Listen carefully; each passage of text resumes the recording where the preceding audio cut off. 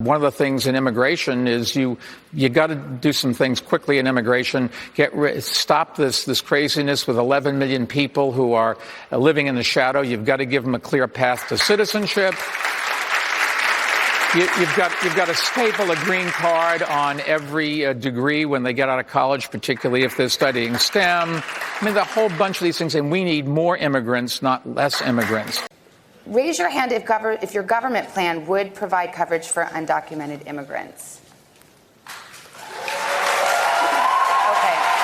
The real problem is we shouldn't have 11 million undocumented people with no pathway to citizenship.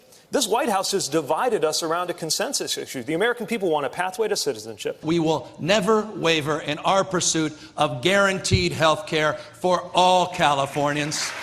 We're talking about using state Medicaid money, a program called Medi-Cal, to help fund health care for undocumented young adults. Older undocumented immigrants will not get coverage, and that's left some advocacy groups disappointed. We do hope ultimately to get to a place to where California can ultimately cover the entire undocumented population, but certainly we were disappointed not to see those 30,000 seniors get covered in this cycle. Lines stretched out the door, with thousands of undocumented immigrants eagerly applying for a driver's license. Some even camped overnight in near freezing temperatures. We're waiting for this for a long time.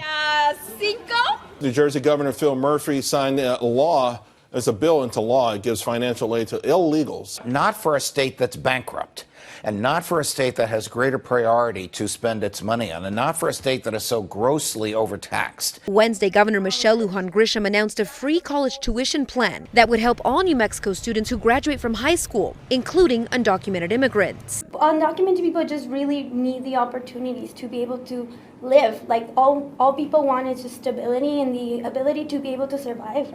We're undermanned, over capacity, under budgeted, and now I guess some of the budget that when these people are offering is to go ahead and give it to the illegal aliens.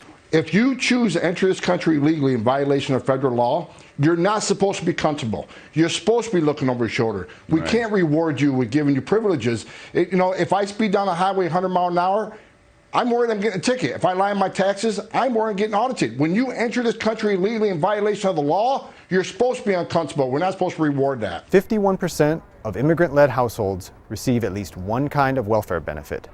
That compares to 30% for non-immigrant households. And the numbers are higher for households with children. 76% of immigrant-led households receive some type of welfare compared to 52% for non-immigrant households.